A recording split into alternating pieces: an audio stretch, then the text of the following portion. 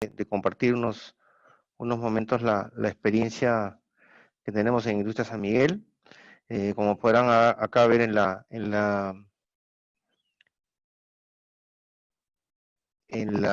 carátula de bienvenida están un poco los productos que comercializamos, ¿no? Somos una empresa peruana con más de 30 años en el Perú y en el mundo, ¿no? Con operaciones productivas en 3 países y operaciones comerciales en más de 10. Y bueno, con todo gusto les vamos a comentar acerca de excelencia operacional. Ok. Bien, para hablar de excelencia operacional, podemos pensar cuáles son los países más competitivos del planeta y cuáles son sus niveles de manufactura e intercambio, ¿no? Como podemos ver aquí, en color azul, los más competitivos en exportaciones de manufactura está China, Alemania, Estados Unidos, Japón, Corea del Sur, con transacciones que superan los 2.000 billones de dólares, ¿no? Un poco para situarnos en dónde están las economías donde más tecnología tenemos. Acá tenemos países con empresas altamente tecnificadas para tener un referente de excelencia operacional. Nuevamente aparece Estados Unidos, China en primer lugar también, Japón, Corea del Sur, Alemania, Reino Unido menor participación, Canadá, y aparece México como un representante de Latinoamérica, ¿no? Un ranking más, el índice global de competitividad de manufactura, emitido por Deloitte & Touch. Podemos ver en el ranking, en primer lugar China, seguido de Estados Unidos, Alemania, Japón y Corea del Sur como los 5 primeros, ¿no?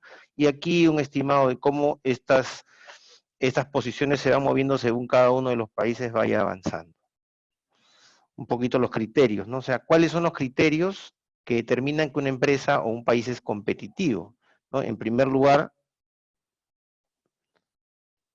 podemos ver aquí está el talento, ¿no? La parte, lo que corresponde a innovación e infraestructura, competitividad en costos, políticas de energía, infraestructura física y ambiente legal. Pueden ver que acá que los países, los primeros del grupo, aparecen dentro de los mejores en talento, en innovación, en infraestructura física. Sin embargo, en costos ya aparecen los países más asiáticos.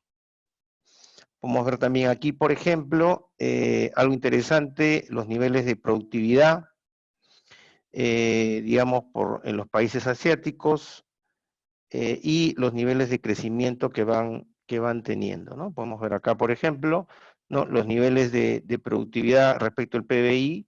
Tenemos a Estados Unidos seguido de Alemania y Japón en los primeros lugares, pero los crecimientos anuales van cada vez más a los países asiáticos. Y finalmente un poquito ver también los niveles de remuneración en los países como Alemania, Estados Unidos, Japón. Estamos hablando de remuneraciones arriba de los 24, 30 dólares la hora, versus los países asiáticos que están bordeando los entre 2 y 3 dólares, ¿no? ¿Ok? Y finalmente, en lo que corresponde también a otro factor de competitividad, está la parte de innovación, ¿no? Tenemos que los países que más innovan como un porcentaje del PBI, está Corea del Sur, Japón, Taiwán está rankeando, Alemania, Estados Unidos, y la cantidad de investigadores, que es lo que se muestra en la línea horizontal, por cada millón de habitantes está liderada por Corea del Sur, seguida de Taiwán, y inmediatamente seguida por Japón, ¿no? Y bueno, lo que vemos hacia la derecha es un poco qué países se consideran extremadamente competitivos en cuanto a políticas de innovación e infraestructura. Están, bueno, Estados Unidos, Alemania y Japón. Hasta aquí una visión de los países. Pero entonces, ¿qué es una empresa de clase mundial, ¿no? Aquí ya aparecen las empresas, acá aparecen algunas marcas conocidas, Toyota, Honda, Ford, Apple, Samsung, Foxconn, General Motors y BMW. Entonces, una empresa de clase mundial es aquella que puede competir con éxito y lograr utilidades en un ambiente de competencia mundial, que es más o menos lo que hemos mostrado en las láminas anteriores, ¿no? A qué nivel de competitividad, ¿no? Y que puede seguir haciéndolo hoy y en el futuro. O sea, es una empresa sostenible y debe ese éxito a su eficiencia, producción y calidad de sus productos y servicios y relaciones con sus proveedores y clientes. Acá un poquito más, el mismo ranking, pueden ver en esta foto, en esta figura de color rojo, ¿no? digamos, los países más están en el hemisferio norte, como pueden ver. Esta es una foto de Forbes, de las 10 empresas más grandes, y acá la facturación está en billones. Bueno, las dos últimas, está Volkswagen y Toyota Motor Corporation, que son las empresas top en manufactura, que es la tabla que se ve abajo a la derecha. Entonces acá podemos ver, ¿no?, de estas empresas de aquí, y los países, pueden ustedes notar que son más o menos los mismos países que notamos hace un momento, cuando les explicaba respecto de en qué países están las empresas más grandes y top en manufactura, ¿no? Las empresas excelentes, ¿no? Alemania, Japón, Estados Unidos, Corea del Sur, Taiwán ya inclusive, y China empiezan a aparecer en este grupo, ¿no? ¿Ok? Entonces, ¿qué es una manufactura de clase mundial? El World Class Manufacture requiere de que se logren relaciones productivas con clientes, operadores y proveedores, buscando la mejora continua siempre. Y no significa solo modernizar equipos, sino aprovechar al máximo los recursos humanos. Dentro de este survey de las empresas top, en primer lugar ranguea el talento, la competitividad en costos, la productividad del equipo de trabajo, las redes de suministro y los sistemas regulatorios y legales, infraestructura de educación y, bueno, las partes de infraestructura física, toda la parte, bueno, tributaria, de infraestructura y políticas de energía. Pero lo primero es el talento humano, ¿no? Entonces, persiguiendo la clase mundial, ya entrando al tema, ¿qué tenemos aquí para perseguir la clase mundial? Tenemos la industria 4.0, bastante mencionada en estos días. Bueno, tenemos el Internet de las Cosas, tenemos ciberseguridad, cloud computing, 3D, impresoras 3D, como sabemos, realidad aumentada, big data y robótica, ¿no? Aquí, el acceso a la industria 4.0, bueno, se ha democratizado mucho en el mundo, pero depende mucho también de los volúmenes de producción que tenga una compañía, ¿no?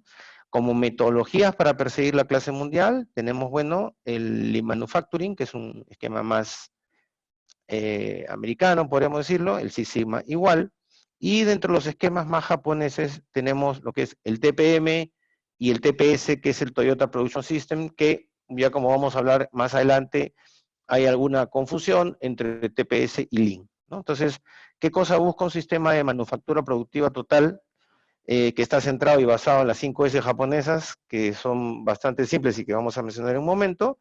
Busca, tiene 4 metas, ¿no?, que son 0 defectos, 0 accidentes, 0 pérdidas y 0 suciedad. Y el foco de estas empresas de TPM se centra en la productividad, la calidad, los costos, las entregas, la seguridad y la moral, ¿no? E integra toda la organización en base a esto, ¿no? Lo que es el Lean Manufacturing, como vamos a ver un poquito más adelante, busca 0 desperdicios, y lo que es el 6 Sigma busca la reducción de errores a un nivel de 3.4 errores por cada millón de eventos. ¿Okay? Entonces, ya ingresando un poco en la parte fabril, tenemos la fábrica oculta, ¿no? Los costos de la pobre calidad que normalmente se ven en la superficie, que están entre un 5 y un 15%, tienen que ver con los rechazos, la parte de las garantías, la inspección, el scrap, el retrabajo. Pero ¿qué tenemos en la fábrica escondida, ¿no? Tendremos, y que es un monto relevante de los costos de la pobre calidad, bueno, el cambio frecuente de las órdenes de ingeniería, los costos de expedición, el valor de dinero en el tiempo, los largos ciclos, tiempo de ciclo, la lealtad del cliente que se pierde, el capital de trabajo, un excesivo planeamiento y órdenes de material, exceso de inventarios, unos setups o seteos de equipos muy largos, envíos lentos y ventas perdidas. ¿Qué tenemos como clase mundial? ¿Cómo podemos, ya en base a lo que les he mostrado, ir viendo qué es una clase mundial? Hay varios indicadores, ¿no? Entre los indicadores principales figura el OEE, que es la eficacia general de los equipos, que tiene 3 componentes: la disponibilidad, la performance y la calidad. Se dice que una empresa es de clase mundial si maneja OEE a partir de 85%, que como ustedes ven, para lograrlo, tienen cada uno de sus componentes estar por encima de 90.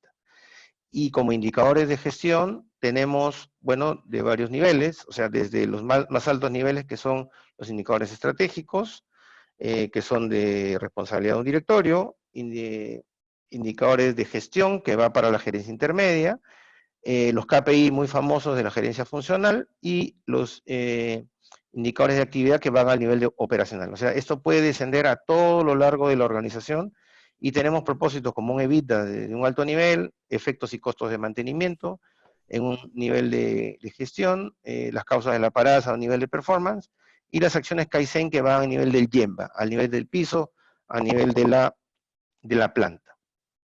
Ok, el OEE, para decirlo rápidamente, es qué tanto usamos, ¿no? La disponibilidad es qué tanto usamos del tiempo disponible de una línea. El rendimiento es a qué velocidad lo usamos respecto a la velocidad nominal. Y la calidad es qué tanto desperdicio genera la línea. Finalmente, producto de estos tres, vamos a tener cuántos productos de buena calidad van a poderse obtener de una línea respecto de lo nominal. ¿Qué buscamos para lograr una excelencia de fabricación de 85%? Bueno, descubrir la fábrica oculta que ya se los mencioné, tomar decisiones cada vez más acertadas basándonos en los indicadores que les mencioné anteriormente, ahorro de tiempos, ayuda visual o gestión visual dentro de la planta,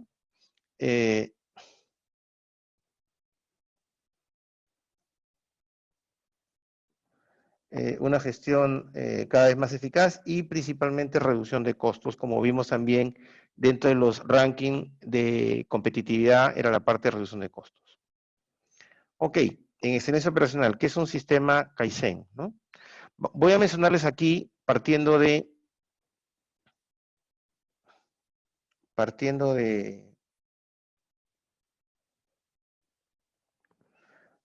eh, de Japón, principalmente según los tipos de empresa, qué tipo de metodología usan en Japón. Entonces, si una empresa es de baja dependencia tecnológica y alta dependencia de mano de obra, usará un tipo de metodología. Si una empresa es de alta dependencia tecnológica y baja dependencia de mano de obra, usará otra. Si es de una dependencia tecnológica media y una dependencia de mano de obra también media, usará un tipo de tecnología diferente. Entonces, si es mano de obra intensiva, usará TQM. Si es una mano de obra media y tecnológica media, usará el TPS o el Toyota Production System, y si es intensiva en tecnología, usará el TPM o la manufactura productiva total. ¿Ok? Entonces, la participación de cada una de estas metodologías en este tipo de empresas varía según el tipo de empresa en la que nos encontremos. No es que se puede usar cualquiera en cualquiera de estas empresas. Y se basa principalmente en las 5 S. Bajo un enfoque un poquito más de Estados Unidos, ¿no? Tenemos el Lean Manufacturing que se basa mucho en el Toyota Production System. Tenemos también la teoría de restricciones y lo que es también la metodología de Lean Six Sigma, que principalmente busca excelencia o predictibilidad en los resultados, ¿no? Basándose en técnicas analíticas o técnicas matemáticas, ¿no? Estas dos metodologías se conjugan para tener lo mejor de la primera parte, que es un flujo de procesos continuo y con un bajo nivel de errores. Y la teoría de restricciones, pues, busca ir levantando cada vez lo que es el elemento que funciona a menor velocidad o con menor performance dentro de un conjunto de equipos, ¿no? Ok, entonces en la parte de mejorar las personas, ¿qué tenemos? Bueno, 5S, las 5S japonesas, un principio de eliminación de muda, que es la eliminación del desperdicio, ¿no? Que como podemos ver aquí, es realizar el trabajo que hacemos en el tiempo que lo hacemos, pero con la mayor cantidad de trabajo neto o trabajo que agregue valor. Y finalmente la estandarización de las tareas, que lo que nos permite es poder tener varias personas o operarios haciendo una misma labor o con un mismo objetivo, tener un resultado igual y no distinto, ¿no? Para lo cual se basa en la estandarización de los procesos. ¿Ok? Entonces, ¿qué cosas las 5S y cómo cambian tu vida? Porque lo primero de la metodología japonesa es cambiar a la persona para volverla una persona autónoma. Tenemos las 5 S, que son la primera S que es Seiri, que es organizar, ¿no? Es seleccionar lo que es necesario en tu vida, ¿no? La segunda S que es Seiton, que es organizar. La tercera S se hizo, que es mantenerlo limpio o no ensuciarlo. La cuarta S que es Seiketsu, que es procedimentar cómo hiciste para mantener solo lo necesario, organizado y limpio. Y la quinta S es la disciplina para mantener todo este sistema funcionando, personal, organizacional, y se aplica no solamente a una planta, se aplica a un sistema digital, a una computadora, a una laptop, ¿no? ¿Cómo impactan estas 5S en las tres primeras S en los parámetros de calidad, costo, entrega, seguridad y moral? Bueno, podemos ver que en la parte de calidad, el tener solo lo necesario nos permite reducir la contaminación de materiales, evitar rechazo del siguiente proceso. El tenerlo organizado en respecto a calidad nos evita rechazos por confusiones, daños del producto, faltante de productos. El mantener limpio los ambientes, los productos, evitan daños al producto en cuanto a calidad, aumenta la aceptación de las partes, el mantener la maquinaria y equipo en buenas condiciones disminuye los rechazos. En cuanto a costos, bueno, el tener solo lo necesario disminuye los costos por retrabajo, los costos por desperdicio, conocemos mejor los recursos con los que contamos, ¿no? Reduce los stocks de inventarios de materiales innecesarios, disminuye los tiempos extras. Tenerlo organizado reduce los tiempos de búsqueda, los daños por mal manejo, los retrabajos, el tiempo de manejo material y todo tipo de trabajos. El mantenerlo limpio, pues reduce los tamaños, los daños materiales y equipos, la vida útil de herramientas y equipos, las máquinas en buenas condiciones, pues funcionan mejor, se eliminan fugas, etc.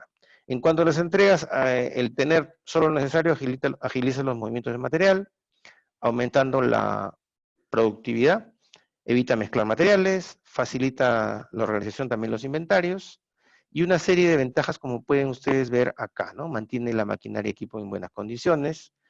Tema de seguridad, al tener solo los necesarios, pues reducen los accidentes, ¿no? Reducen los riesgos de accidentes.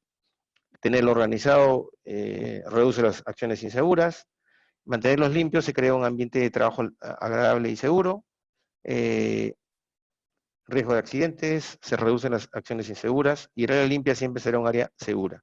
Y finalmente, en cuanto a la moral, al ánimo, al espíritu del personal, tenemos que el tener solo lo necesario nos disminuye el estrés al trabajar en un área despejada, el tenerlo organizado aumenta la productividad al trabajar en un área ordenada, erradica obstáculos y frustraciones en su trabajo, y limpio se crea un ambiente agradable, ¿no? Sobre todo, en realidad, manteniendo lo necesario en una organización, se puede pensar en que a veces es necesario tener un buen ambiente de trabajo, es necesario poder trabajar en equipo, es necesario ser solidario, y muchas veces no es solo sobre cosas materiales de lo que hablamos, como les dije al principio, esto es más un cambio cultural en cada una de las personas, ¿no? En que se va a volver un hábito de vida.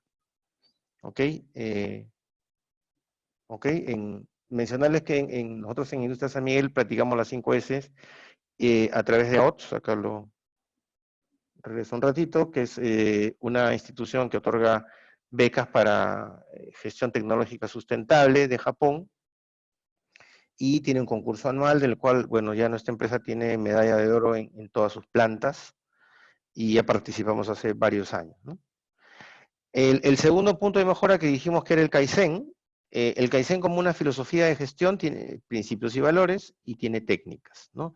Como algunos de los principios y valores que se pueden enfocar aquí es mantener estándares y mejorarlo, enfocarse en los procesos, una gestión de mejora en el Gemba, es decir, en el piso donde ocurren las cosas, participación de las personas, compromiso de la alta dirección, disciplina y constancia, experimentación, habilidades de experimentación y observación. O sea, esto se basa en una cercanía en lo que sucede, en conocer lo que sucede en tu empresa, en tu puesto de trabajo, en tu área, en tu organización. Y como técnicas, bueno, se pueden mencionar muchas técnicas, ¿no? Tenemos el TPM que les he estado comentando, el TQM que también funciona cuando una organización está más orientada a las personas. La autonomación o JIDOKA, como veamos más adelante, es el control de errores. SMET es todo lo que es para acelerar los setups para menos de 10 minutos, es un acrónimo, ¿no? De Single Minute Exchange Die, es el intercambio de herramientas en menos de 10 minutos. El PDCA y SA ciclos son los ciclos de Deming, y es el trabajo en pequeños grupos y equipos de mejora, ¿no? Kanban y JIT, el justo a tiempo, y la metodología Kanban para adaptarse a los flujos de solo lo requerido, gestión de flujos, una gestión cross-funcional, 5S y eliminación de muda, Gemba, es decir, la filosofía de trabajo en el piso y la gestión visual, y el Hoshin Quanri, que es un esquema de dirección estratégica en metodología japonesa de gestión y el cero defectos, ¿no? Finalmente, el Kaizen PDCA, bajo el ciclo de Plan, Do, Check, Act, lo que busca es, llegado a un cierto nivel o un cierto estándar, busca a través de la mejora continua un siguiente nivel con un salto en la mejora en la calidad, ¿no? Y acá podemos ver, digamos, cómo esto es un proceso disciplinado, ¿no? Como indican los japoneses, puede ser que en otros países avancen con saltos tecnológicos o innovativos muy grandes. Acá tienes así millones de japoneses que cada día hacen un incremento diario y disciplinado, ¿no? O sea, es como tal vez la paradoja de la tortuga y el conejo. ¿Ok? Ok, ya el TPM. Hablando de TPM, ¿qué es el TPM? La manufactura productiva total. ¿Y qué busca? Como vimos, esto va orientado a empresas muy tecnológicas y con muchas máquinas. Lo que busca esto es extender la vida útil de equipos, ¿no? Es decir, el ciclo de vida del equipo, desde el diseño, construcción y pruebas, instalarlo y arrancarlo, hasta retirar y desechar, busca prolongar la vida útil, o mejor dicho, busca prolongar, reduciendo el desgaste de cualquier equipo, ¿no? Como les expliqué antes, el OE o la eficacia general de los equipos, el TPM busca reducir las grandes pérdidas. Hay diversos autores que indican diversas cantidades y tipos de pérdidas. Principalmente el TPM ataca a mejorar la disponibilidad, el rendimiento y la calidad de los resultados de las líneas de producción, atacando a las 6 grandes pérdidas, a las averías, ¿no? O fallas y paros de máquinas, a los tiempos de preparación y ajuste de las máquinas, a los tiempos muertos y las paradas menores, ¿no? A la velocidad, a que los equipos desarrollen o performen a sus velocidades adecuadas. En cuanto a calidad, a evitar los retrabajos y los defectos de calidad y pérdidas en el arranque.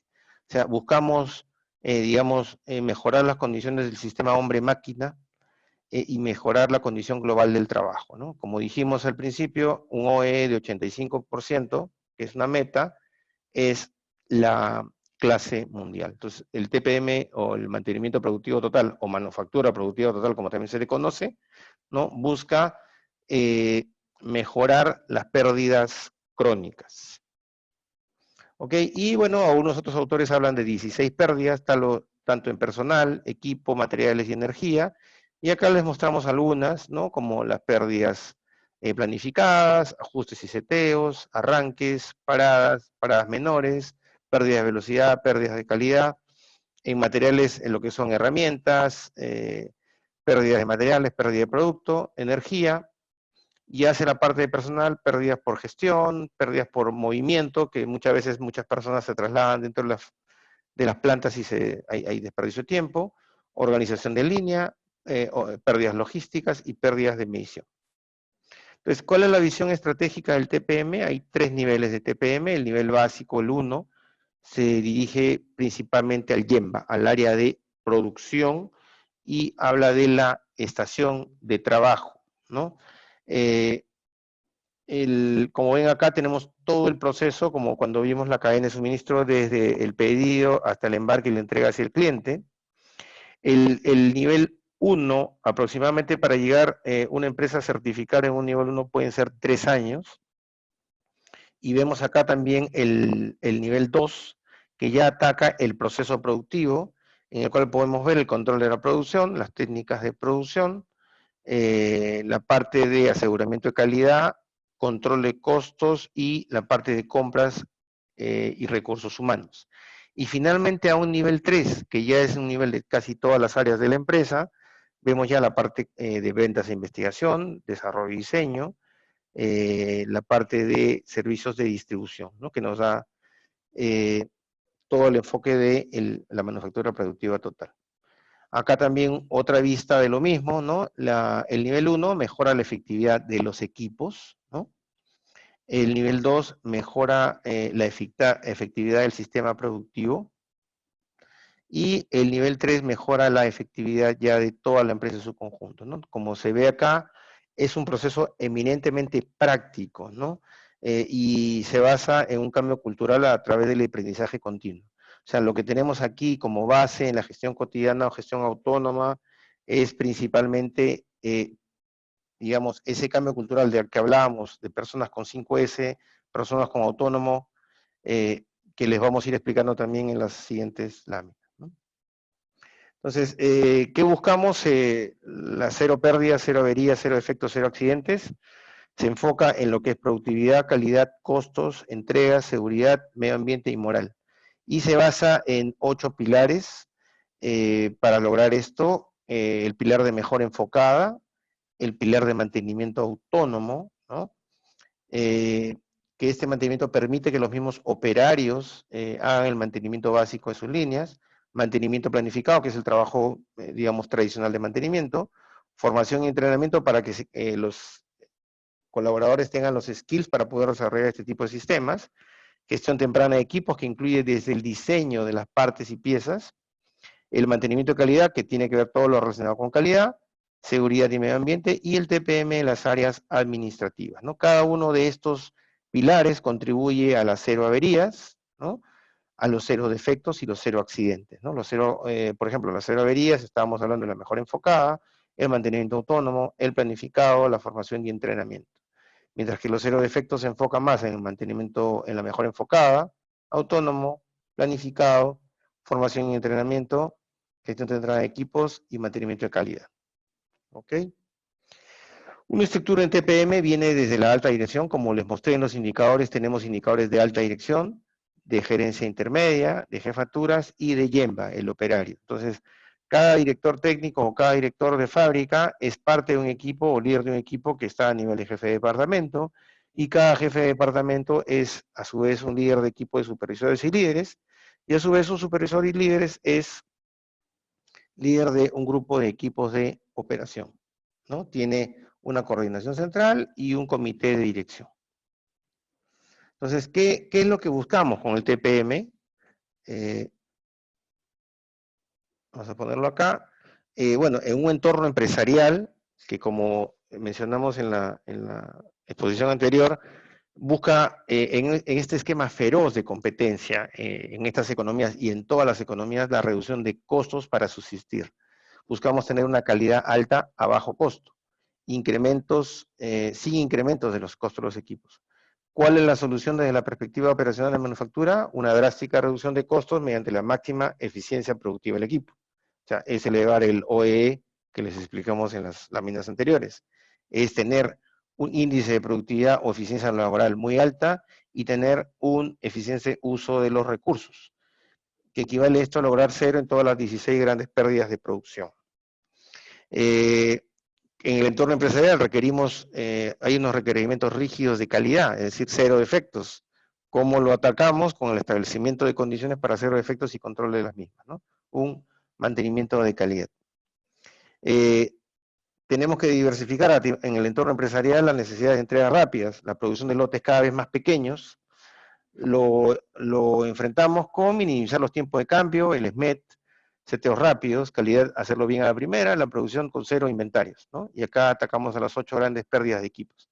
Y finalmente, en el entorno empresarial no queremos tener recursos excesivos en máquinas, en personal, porque la demanda, como vimos en cadena de suministro, es muy incierta, ¿no? Sobremanera, en estos tiempos de COVID, los hábitos de compra y los hábitos de consumo han cambiado muchísimo, ¿no?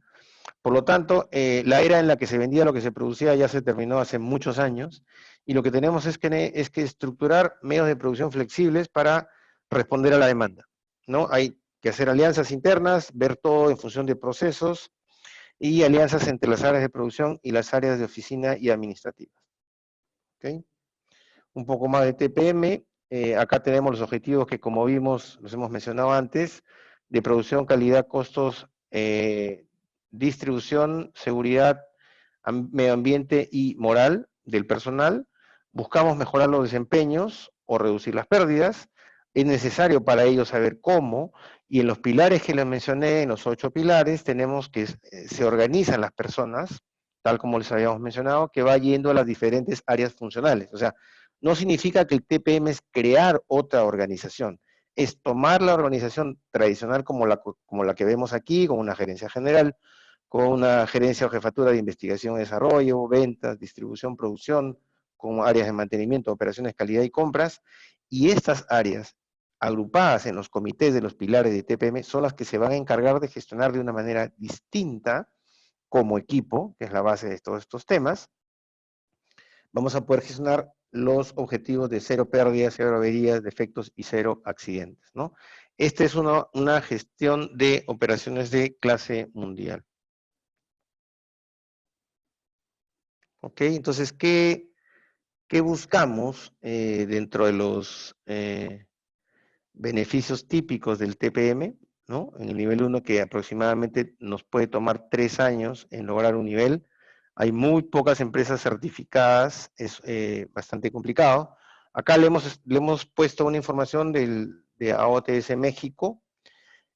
Obviamente puede discrepar esta información en algunas, de acuerdo a la empresa y el sector en lo que nos encontremos, pero podemos más o menos de alguna manera dar como un rango de resultados que pueden resultar, que la productividad puede incrementarse en un 38%, y la reducción de tiempo de paradas de equipos en un 65%, ¿no? En los temas de mantenimiento tenemos nosotros muchos tipos de paradas, o lo que llamamos nosotros los tiempos medio entre fallas, o el MTBF, o los tiempos mismos en que una parada es reparada, ¿no? Entonces, cuando ya los personales están entrenados, el personal está entrenado y con todas las técnicas correspondientes, podemos obtener un incremento de productividad de estos niveles. En cuanto a calidad, bueno, la reducción de defectos es relevante, ¿no? Es relevante en un 66%. Los montos acá, bueno, pueden variar de acuerdo al nivel en que se encuentre la empresa que se inicie en TPM, ¿no? La reducción de quejas al consumidor puede reducirse a 0. Los costos pueden llegar a reducirse hasta en un 50%. Con este tipo de metodologías, los costos de mantenimiento también se reducen de manera muy, muy relevante. Los tiempos de entrega, dado que se va a coordinar completamente entre todas las áreas de la organización, pueden reducirse hasta un 52%. Y podríamos decir que podríamos llegar a lograr un 100% de entregas en tiempo de manera consistente. Lo que hablamos en cadena de suministro del on time in full, o de otros indicadores de score, como recordarán, de las entregas perfectas, ¿no? O sea, digamos, totalmente orientado hacia el cliente. En lo que corresponde a seguridad y medio ambiente, bueno, podemos tener muchísimas horas sin accidentes ni pérdidas de tiempo, reducción de incidentes de seguridad, y en cuanto a moral, lo que se va a obtener es un personal muy motivado, un personal muy autónomo, muy identificado con la compañía, que puede llegar a incrementar en propuestas Kaizen hasta un 640%. Podríamos decir, como se indican en Japón, que tenemos un gerente en cada puesto de trabajo, una persona muy enfocada que quiere lograr todos estos indicadores y que de manera autónoma, no mirando un reloj, no mirando, digamos, la evaluación de la que va a ser objeto por sus superiores, busca cada vez más, de manera ya personal, ir mejorando la efectividad de su gestión. ¿Ok? Acá algunos de los indicadores, por ejemplo, estamos mostrando, por ejemplo, Unilever de México, una información de años anteriores, ¿no? Están los indicadores de producción, calidad, costo, distribución, seguridad, ¿no? Y vemos, por ejemplo, que aquí esta empresa empezó en el año 2001 y acá estaban sus metas hacia los años de 2013, y pueden ver, por ejemplo, que empezó con un OE de 56%, ¿no? El OE, bueno, hay varias normas técnicas, la DIN 8341 también es la que la regula, y vemos que esta empresa fue progresivamente hasta llegar casi a un nivel de clase mundial. Respecto a calidad, bueno, tenía acá resúmenes de clientes, llegó a casi 0.14 por millón, o no conformidades también se ve notoriamente como baja. Las pérdidas por accidente se ve que están en 0. Las paradas en cuanto a calidad, ¿no? Costos de producción pueden bajar, miren los niveles de costos de 585 euros por tonelada bajan a 345, los costos de mantenimiento bajaron a la cuarta parte, y la productividad, sobre todo, que casi se triplicó, ¿no? Y acá los días de entrenamiento que no existían se aumentan de manera relevante. Ok, ahora pasamos a ver lo que es el TPS o el Toyota Production System, que rivaliza o en algunos lados esto es como hablar de equipo de fútbol, algunos son Lean, otros son TPS, ¿no? Entonces, el Toyota Production System nace en Japón, como ven acá cuál es el camino Toyota, en un aspecto muy relevante de respeto por la persona y en un aspecto de mejora continua, ¿no? Tenemos que en el respeto por la gente hay un trabajo de equipo y un respeto natural. En lo que es la mejora continua, el Genchi Genbutsu, que es míralo tú mismo en el lugar de trabajo, podríamos decir que no te lo cuenten, el Kaizen, que es la mejora continua, y tener constantemente un desafío y un reto de manera personal. Entonces, básicamente el TPS es haciendo lo que es necesario en la cantidad necesaria cuando es necesario. Dicho de otra forma, se trata de eliminar todo lo que no agrega valor, ¿no? Y bueno, acá hay una muestra que cuando el cliente necesita el vehículo, pues se va a hacer todo el proceso productivo, ¿no? Acá solo un comentario respecto de Lean y TPS, ¿no? TPS, como toda parte de cultura japonesa, está orientado a la persona y está orientado a largo plazo. El Lean nace posteriormente y obviamente se apoya en varios términos del TPS. No es necesariamente igual, hay algunas diferencias, ¿no? Yo no estoy de parte de uno u otro, me inclino más al TPS, pero, por ejemplo, como vamos a ver más adelante, el TPS usa el Jidoka, que es básicamente el control de errores. El Lean no lo considera.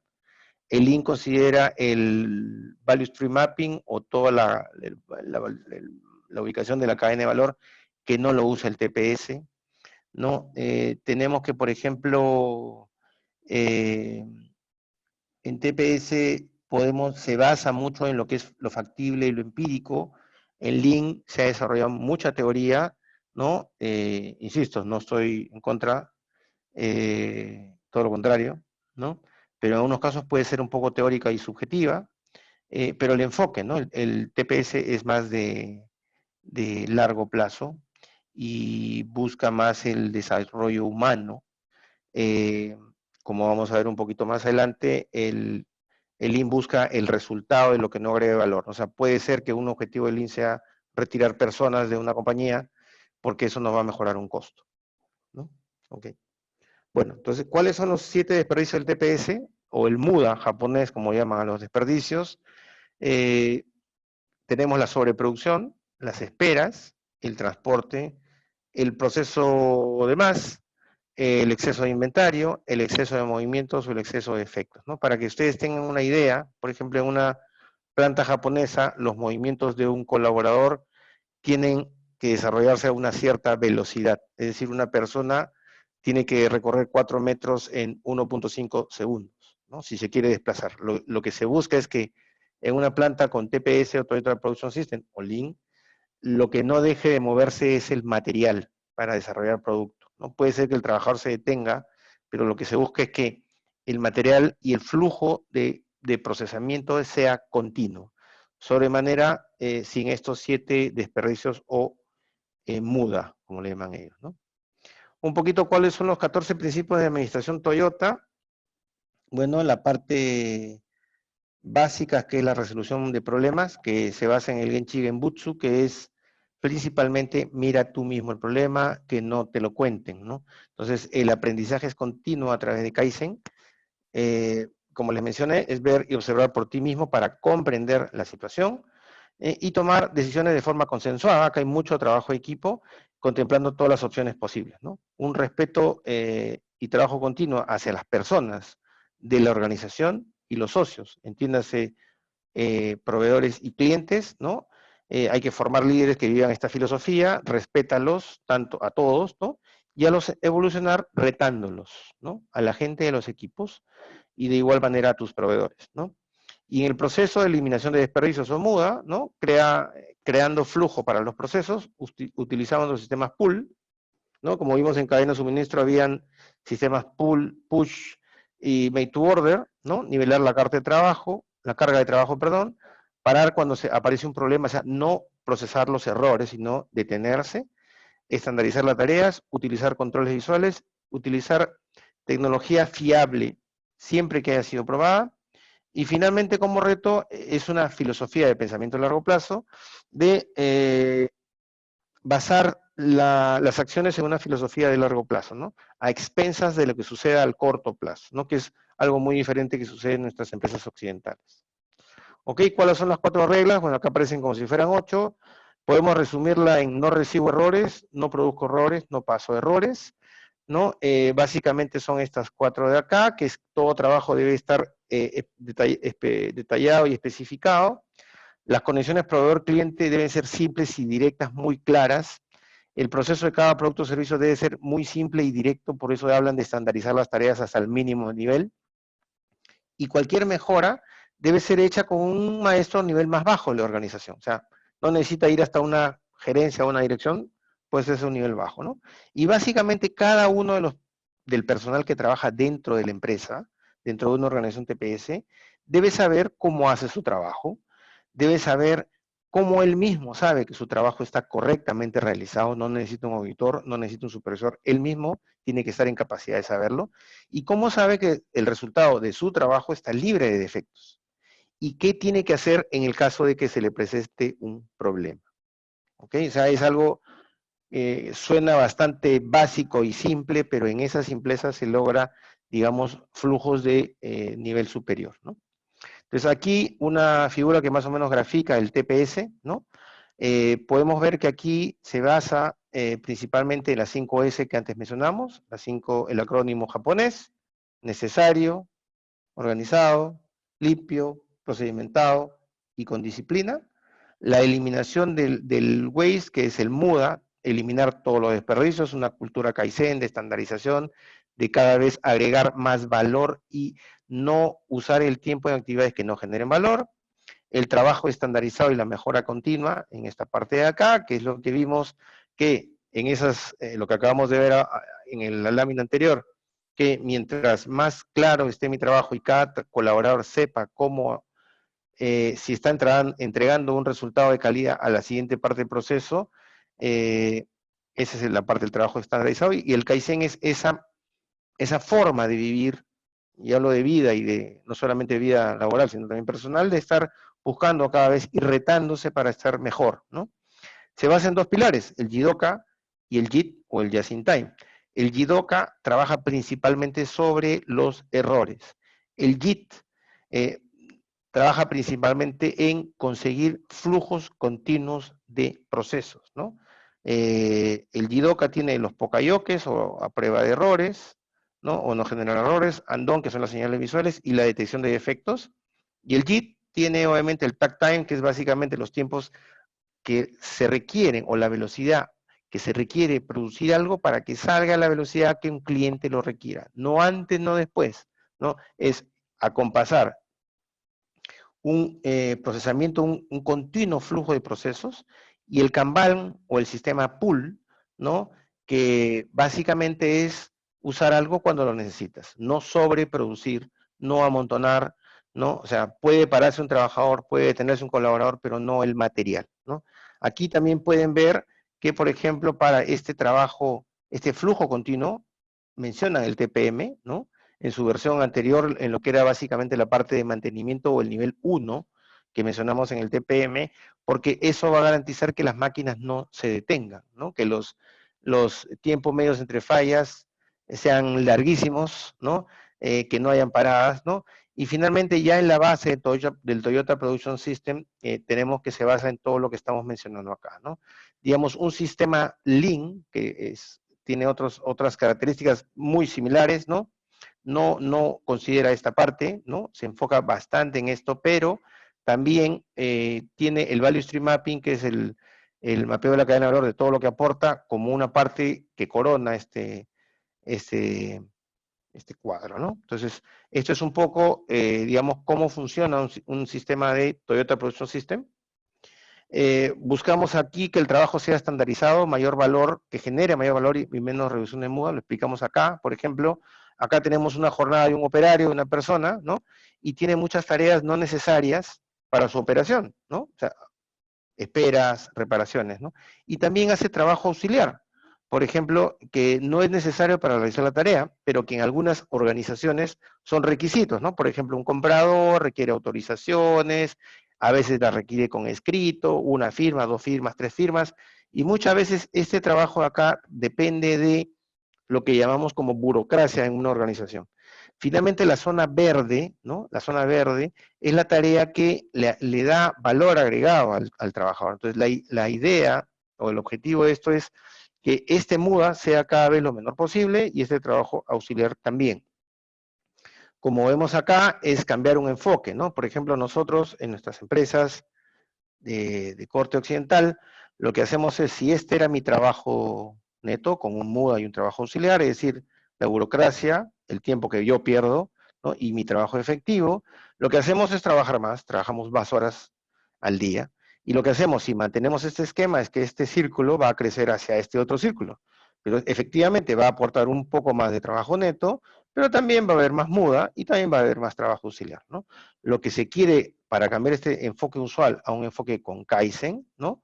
No es forzar más trabajo, es básicamente reducir el muda, ¿no? De algo de este tamaño a este tamaño, y que este trabajo auxiliar se reduzca, por lo cual el trabajo neto, trabajando la misma cantidad de horas al día, puede hacer un trabajo que aporte más valor y que aporte más a la organización y el mismo colaborador que va a poder ver más resultados de su propio trabajo. Y hablamos aquí de cualquier posición, desde un operario hasta una gerencia.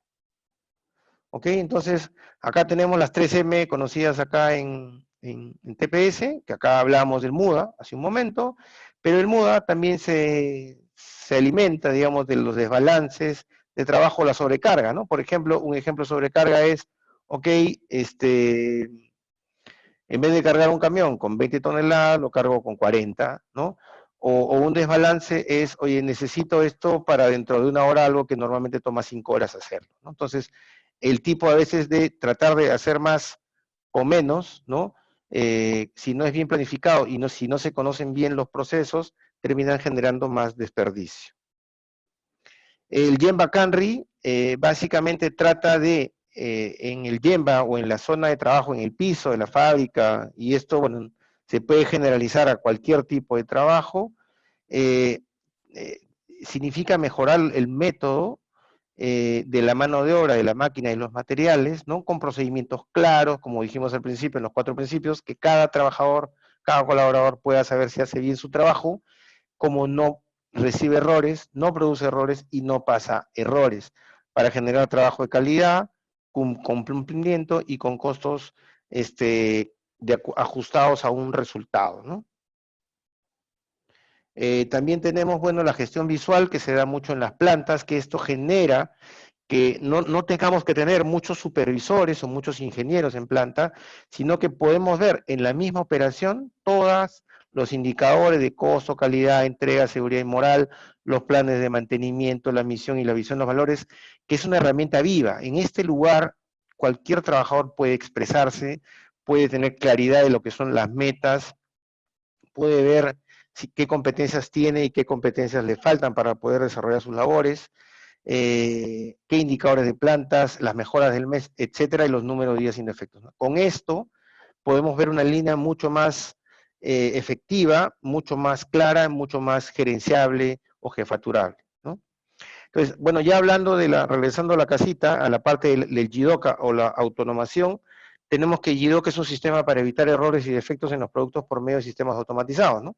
Tenemos que pueden ser por medio de equipos, tenemos que pueden ser por medio de andón o lámparas de control visual, en la cual en muchas de nuestras fábricas podemos ver la cantidad de promedio de productividad, la cantidad de errores, la efectividad, para ir corrigiendo en el sitio, Y los Pokayoke, que son los sistemas de manufactura a prueba de errores, ¿no? Se diseñan máquinas, dispositivos para evitar errores que normalmente en cada operación se van notando y evidenciando, ¿no?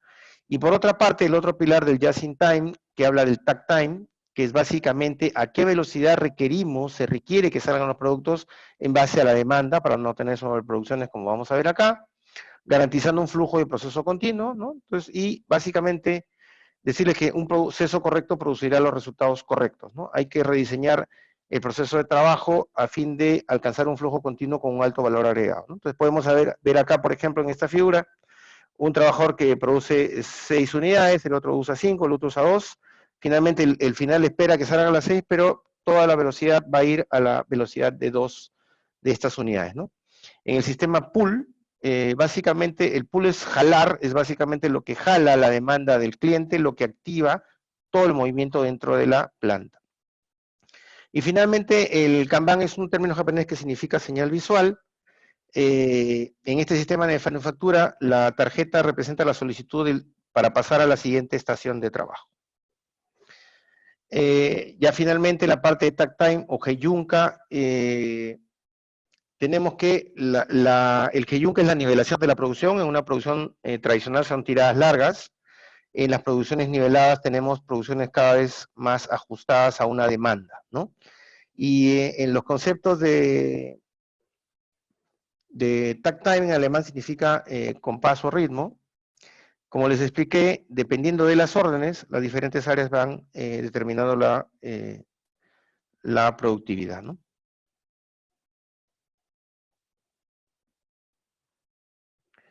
Acá tenemos un ejemplo más. Por ejemplo, tenemos una demanda, por ejemplo, de un círculo azul, un cuadrado verde y un triángulo rojo.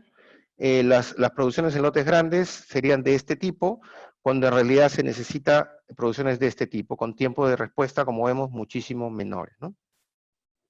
Acá también tenemos cómo estabilizar la carga de trabajo. Vemos un operario que sigue produciendo de esta manera, va a producir un gran lote, mientras que el supervisor evidencia que necesita producción mucho más ajustada, ¿no? Y finalmente, bueno, el pool Kanban, como mencionábamos, se centra en mantener ocupados a los materiales y no a los operarios, ¿no? Menciono aquí el Value Stream Mapping de Lean, que es una herramienta muy, muy potente también de Lean, y que básicamente busca mejorar los procesos por oportunidades, ¿no? Detecta los procesos como son y luego los genera hacia una etapa futura to be, ¿no? Finalmente, el Lean Six Sigma, que básicamente tiene sus acrónimos de Mike, ¿no? Como definir un problema, medirlo, analizarlo, mejorarlo y controlarlo. Usa herramientas Lean para mapear los procesos, ¿no? Y luego lo que busca es estabilizar con un control estadístico de procesos, uso de histogramas que, digamos, las variaciones sean cada vez menores en los resultados del proceso, ¿no? Como les mencioné inicialmente, básicamente un nivel de 6 sigma equivale a 3.4 errores por millón. Y finalmente, bueno, como les mencionaba, ¿no? O sea, hay mucha literatura al respecto. Más que, no es cómo lo llaman, lo que importa es cómo lo hacemos, lo que realmente importa, ¿no? Y bueno, eso sería todo de mi parte. Muchas gracias, Jorge, por la exposición. Me gustaría comentarles que tenemos el espacio abierto para poder hacer alguna consulta. Pueden utilizar el micrófono o también escribir por el chat si desean hacer algún comentario o alguna pregunta.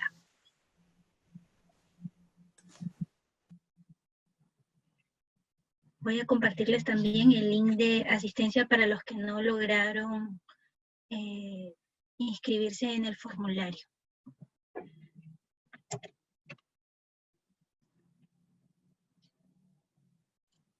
Jenny, te escuchamos, Jenny. Hola, buenas tardes, Jorge. Gracias por la presentación, bastante interesante. Jorge, una consulta. A veces hemos escuchado que la base, digamos, de todas las estrategias es el 5S. ¿Tú crees que eso es verdad o se podrían tomar, digamos, metodologías paralelas, tipo 5S y a la vez hacer como que el Total Production System?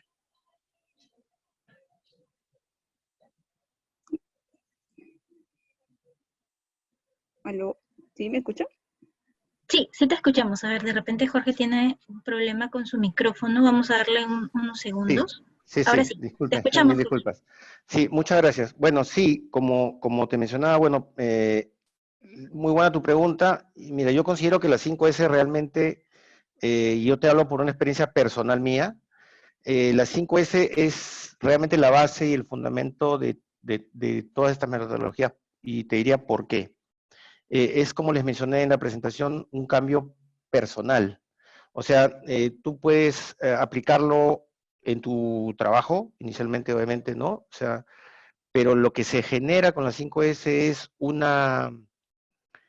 cambio en que vas a empezar a ver personalmente que tienes muchas cosas innecesarias en tu puesto de trabajo, en tu misma laptop, te aseguro, ¿no? O sea, hay personas que son muy organizadas, nacieron así, otras personas que no lo son. Entonces, hasta, por ejemplo, para que un estudiante pueda estudiar, tiene que tener, ok, ¿dónde tengo mi información? Tenerla organizada y mantenerla así. Eso le va a generar más tiempo para poder estudiar y menos tiempo para estar buscando su información.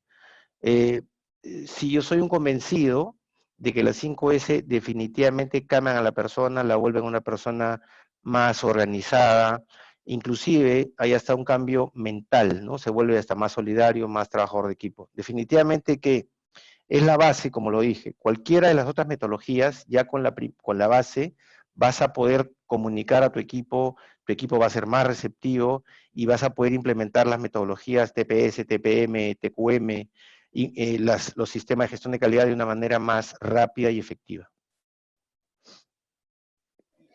Listo, muchas gracias. No, de nada. Gracias, Jorge. Tenemos una pregunta más. Antonio Sánchez consulta, ¿crees que es viable implementar el TPM en una planta donde recién se elabora el plan de mantenimiento? Bueno, buena pregunta, Antonio. Claro, o sea, si estás iniciando un plan de mantenimiento, bueno, es un buen momento, ¿no? Porque, digamos, eh, como les mencioné, son 8 pilares. Hay un pilar que es mantenimiento planificado, otro pilar que es mantenimiento de calidad, otro pilar que es gestión temprana, que es básicamente desde que empiezas a diseñar tus equipos, ¿no? Y el otro que es el de mejoras enfocadas, que es el que da resultados más inmediatos. Pero definitivamente, yo te recomendaría, como en el caso de Jenny, que primero implemente 5S, ¿no?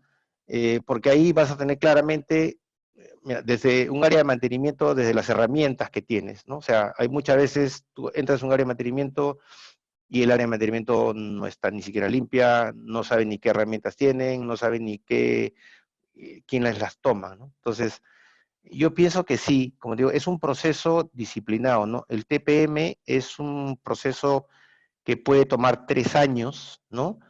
Y que se fundamenta en las 5S. Me parece que sí, obviamente con un consultor, ahora hay muchas, el mismo Estado a través de Produce está brindando programas de apoyo y hay mucha consultoría y sí, me parece que sí, sí podrías hacerlo. Perfecto, gracias, Jorge. Tenemos una consulta más de Jimmy. Si me enfoco en mejorar el tiempo medio de reparación de una gestión de mantenimiento, ¿estaría descuidando indirectamente la seguridad? No necesariamente. O sea, si digamos, tú tienes varios tipos para configurar equipos, tienes varios temas de errores, ¿no? O sea, si, por ejemplo, mientras menos falle una máquina, o sea, tú tienes dos indicadores, ¿no? Ahí. El MTBF, que es el tiempo medio entre fallas, y el MTTR, que es el tiempo de reparaciones. Tú estás buscando bajar ese tiempo de reparaciones, ¿no? Ese MTTR. Entonces, y esto es como una clínica, ¿no? Cuando tienes menos planificación en un área de mantenimiento, obviamente vas a intervenir los equipos cada vez más. Mientras tus equipos haya más planificación, tus tiempos entre fallas van a extenderse, se van a alejar, ¿no? Y entonces, respondiendo al tema de la seguridad, o sea, si tú buscas velocidad en las reparaciones, y estas se hacen en entrenamiento adecuado a los operarios, con todas las medidas de seguridad, no deberías tener un problema. pero lo que debes buscar para aumentar la seguridad es extender los tiempos que fallan los equipos, es decir, tu indicador de mean time between failure, ¿no? El MTBF. Espero haber respondido a Jenny. Perfecto. Daniel, te escuchamos. Me parece que tienes una consulta. Sí, buenas tardes. Jorge, muchas gracias por la presentación. Gracias, Y Daniel. tenía una consulta. En empresas, luego de implementar las 5S, que como tú bien mencionas es una buena base, ¿cuál sería el siguiente paso para poder identificar algún problema, algún desperdicio en una línea de producción que sea mayormente manual, con la finalidad de agilizar la secuencia de producción, o de repente en algunos casos se piensa mucho en la automatización de los procesos mismos? Bueno, yo al final bueno, al margen de las 5S que son técnicas, que también vas a ir desarrollándolas poco a poco, tú puedes como ingeniero aplicar, por ejemplo, ¿no? el Value Stream Mapping de lo que hablamos, o algo más sencillo de herramientas Lean, que es un A3, ¿no? O los 7 pasos que conocemos, ¿no? O sea, ahí tú vas a evaluar un problema, ¿no? Vas a describir primero claramente tu problema y vas a hacer una evaluación del mismo. Es decir, por ejemplo, puedes hacer un spin de pescado, puedes hacer qué sé yo, análisis de Pareto de tiempo, puedes hacer varios tipos de análisis. Y una vez que has hecho los análisis, vas a hacer, que puedes hacerlo con el equipo de trabajo que participa ahí, puedes hacer los planteamientos de soluciones, o sea, un balance de fuerzas entre lo que te va a apoyar y lo que no te va a apoyar, y luego eso ya procedes a la implementación de lo que hayas decidido con tu equipo. Y finalmente haces una herramienta de control. O tal vez también en la parte, por ejemplo, puedes usar otras herramientas como se hace en Six Sigma, en Lean Six Sigma, que son por ejemplo, esta de acá, ¿no? Que esta es la herramienta de Lean Six Sigma, que es el DMAIC, ¿no? Que tú defines el problema para lo cual tienes herramientas, usas tus mediciones, ustedes tienen data que puedes mejorar en tu línea, ¿no? Data de fallas, o sea, es muy importante poder coleccionar las fallas para que las puedas analizar. Y una vez que las puedas analizar con las herramientas que, bueno, acá te describo algunas, puedes generar soluciones para mejorarlas, ¿no? Finalmente, todo tiene que quedar con procedimientos y métodos de control. Pero como te digo, la automatización es una parte, es una solución. La otra parte es que tú puedas, usando estas herramientas, puedas analizarlo. Y esto lo puedes hacer en paralelo con 5S.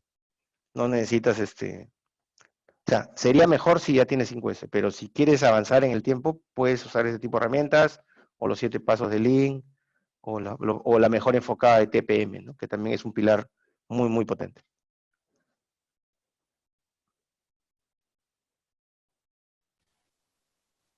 Gracias, Jorge. Ok. Luis Brando nos consulta, ¿la 5S podría implementarlo en paralelo con mantenimiento autónomo? No. Bueno, la base del autónomo es empezar por 5S. O sea, en realidad empiezas con la 5S, ¿no? O sea, porque en el mantenimiento autónomo, ¿qué vas a hacer? O sea, hay varios pasos dentro del mantenimiento autónomo, ¿no? Tienes, por ejemplo, hay dentro de los pasos el colaborador, es decir, el operario de una línea tiene que conocer su estación de trabajo. Normalmente lo que sucede es, el operario, valga la redundancia, opera la máquina y cuando tiene un desperfecto llama a mantenimiento. En el autónomo, el operario tiene que empezar a conocer los puntos que él podría hacer. Por ejemplo, él podría hacer algún tema de lubricación, cadenas, algún tipo de fajas, ¿no? Entonces, para ello, él tiene que tener una práctica, ¿no? De saber qué él necesita tener, qué herramientas necesitaría tener, cómo tendría que organizarlo, ¿no? Entonces, lo primero es que sí la base de 5S te va a facilitar el autónomo, porque el autónomo va a desplazar parte del trabajo que hoy hace mantenimiento al operario, ¿no? Es como que uno opere un auto, ¿no? Y solamente lo manejes, y nunca lo limpies y no conozcas nada, ¿no? Solamente lo manejes. A que empieces a hacerle las correcciones de aceite, o precios de llantas, y algunos controles básicos que sí podrías hacer, ¿no? Por eso lo recomendable es que la 5S vaya primero, ¿no?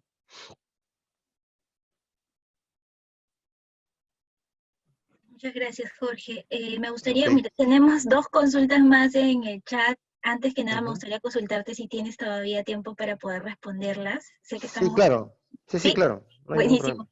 Muchas gracias. Edel comenta, gracias por la presentación, excelente. ¿Cómo debemos empezar la implementación de manufactura de clase mundial en una empresa de fundición? ¿Cómo se podría hacer funcionar los mini negocios de manufactura de clase mundial en este contexto de crisis? Ya. A ver, mira. A ver, te pongo ahí el mini negocio, ¿no? O sea, lo que ves tu gestión visual. Lo primero que tienes, que podrías hacer, es medirte. Primero, todo empieza con una línea base. Tienes que saber dónde estás, ¿no? O sea, si vas a medir el OE en tu empresa de fundición, tienes que ver, ok, qué entra el proceso y qué sale, ¿no? Tú puedes hacerlo por líneas completas, me imagino en todo el proceso de la fundición, y ver qué nivel de OE tienes hoy, ¿no?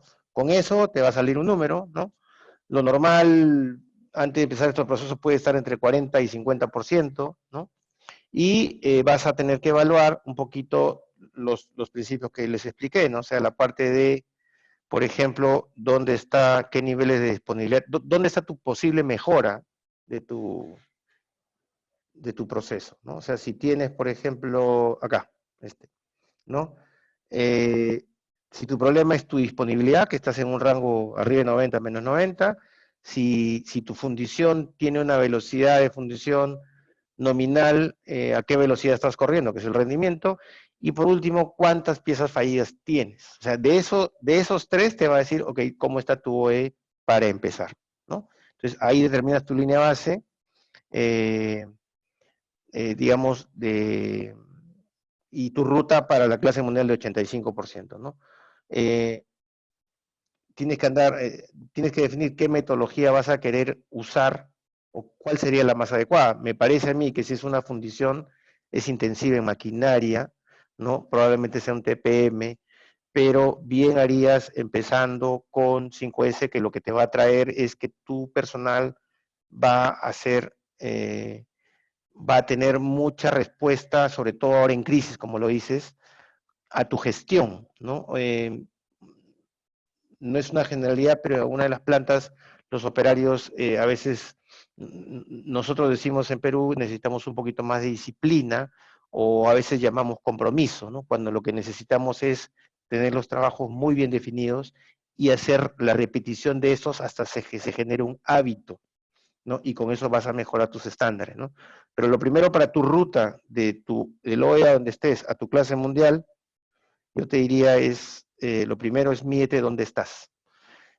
Mídete a dónde quieres llegar y bueno, tienes que consultar con los directivos de la planta para ver en cuánto tiempo pueden lograr ese proceso, ¿no? Pero sobre manera, en crisis, como estamos ahora, las 5S que son, hay muchos temas de limpieza, muchos temas de inocuidad, muchos temas de seguridad, ayudaría muchísimo.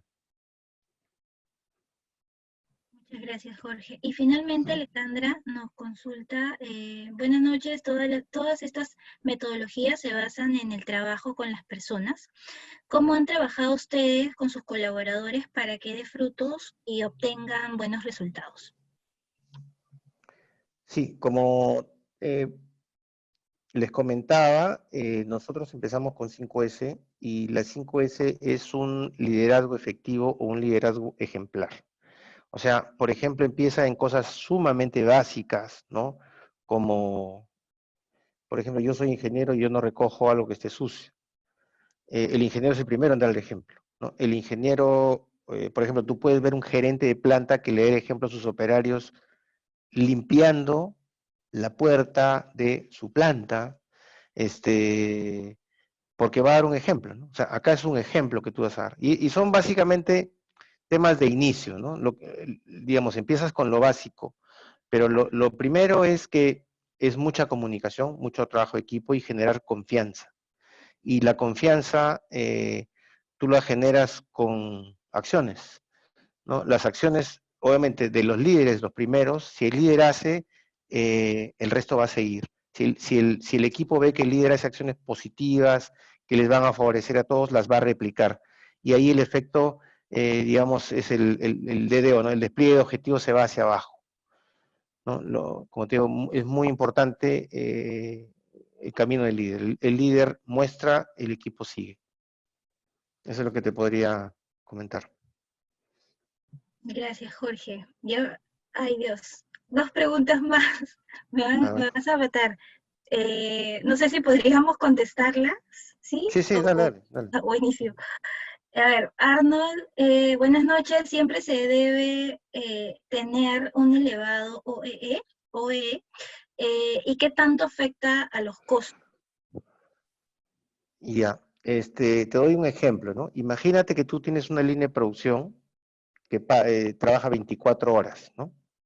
Lo recomendable es que el OE sea lo más alto posible. Eso es lo que se recomienda, ¿no? O sea, como le dije, está la norma DIN 8341 que la pueden consultar.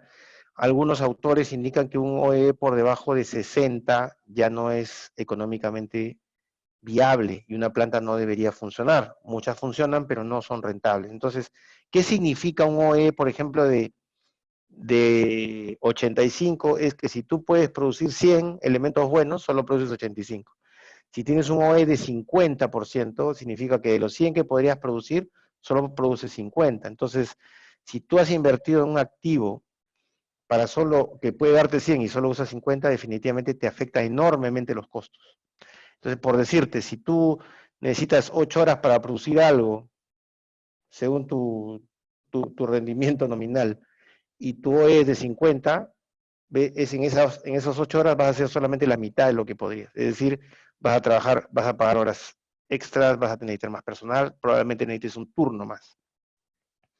Entonces, definitivamente que sí te afecta los costos un OE. Ahora, salvo, hay un ejemplo que sí grafica, que digamos, se contrapone, lo que yo te digo es que imagínate que tú tengas 2 autos, ¿no? Tengas un Volkswagen Escarabajo y tengas no sé, un Lamborghini,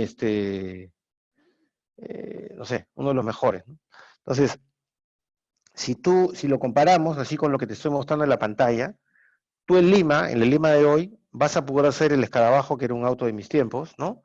Porque en Lima, pues, hay gente que roba, entonces un carro chiquito y viejito, pues lo puedes usar todo el tiempo y no vas a tener problemas. Pero el Lamborghini Diavolo no lo vas a poder usar si vas a entrar a zonas un poco conflictivas o con muchos huecos, ¿no? Probablemente tu disponibilidad, es decir, lo que uses ese auto, sea mucho menor que lo que uses un Escarabajo. En cuanto al rendimiento, que es la velocidad, probablemente un Volkswagen te desarrolle 80 o 100 kilómetros por hora, un Lamborghini te desarrolle 300 kilómetros por hora. En las calles de Lima y con el tráfico, definitivamente el Lamborghini no va a desarrollar los 300 kilómetros por hora. Y finalmente la calidad, que si la pudiéramos mirar como los accidentes que tienes con el auto, probablemente con el auto viejito que no corre mucho y que no te lo van a robar o te lo mirar, no tengas ningún accidente. El otro, todo el mundo va a querer hacerte la carrera y probablemente tengas accidentes. Entonces, depende de la máquina y para el uso de la máquina que tú los tengas, ¿no? O sea, una máquina súper sobredimensionada, definitivamente un OE de 85 no tendrías que usarlo, no sería necesario y estarías perdiendo dinero, ¿no? Por eso es que debes de tener el equipo adecuado a las necesidades de la planta o del mercado al que quieras atender. Un equipo muy grande, el caso de Lamborghini, ¿no? No vas a necesitar un 85% y estarías perdiendo dinero. No sé si eso, ojalá que el ejemplo se haya entendido. Gracias, Jorge. Y finalmente, Renzo comenta, buenas noches, Jorge. Ha sido una presentación bien cargada y muy sustancial, por lo cual lo agradezco. Mi consulta va más por el lado de la comunicación y manejo de indicadores. En una organización pequeña de 15 personas, ¿son imprescindibles tener varios indicadores de rendimiento o es mejor centrarnos en cómo mejorar los procesos directamente? Ya, mira, los indicadores, como les expliqué, depende de la organización, ¿no? Entonces, si tu organización es pequeña, siempre tienes que tener, recuerden lo que les dije, o sea, tienes que tener una herramienta de control. O sea, tienes que tener un semáforo, tienes que tener un control de fallos, como les puse, ¿no? En el TPS, disculpen que la presentación ha sido cargada porque el tema ha sido bien amplio, tú tienes que tener visualización de lo que está pasando y de a dónde quieres llegar, ¿no? Entonces, el indicador lo que te dice es si vas bien o si vas mal, para que puedas tener correcciones. Los procesos que vas a mejorar, tienes que ver primero, bueno, es importante que tengas los procesos de tu organización, al menos o de tu área de lo que quieras mejorar, pero lo que te va a decir, o sea, tu línea base es, si has definido unos indicadores base, te va a decir dónde estás, ¿no? Como el ejemplo que te les puse del OE, ¿no? En el muchacho que preguntó antes, ¿no? Porque eso te va a decir dónde estás y a dónde quieres llevar. El proceso, así es como lo tienes hoy, y el tu vida donde lo quieras llevar, es función del objetivo, ¿no? Del objetivo al que quieras lograr, y el objetivo te lo va a marcar el OE, el indicador. Los indicadores puedes empezar con muy pocos, mientras menos tengas mejor, pero es necesario para que sepas cuándo llegaste a tu meta. O sea, y la mejora de procesos, vas a poder saber que el proceso fue efectivo cuando llegaste al indicador final que te propusiste. Espero que te haya respondido y ayudado a la pregunta.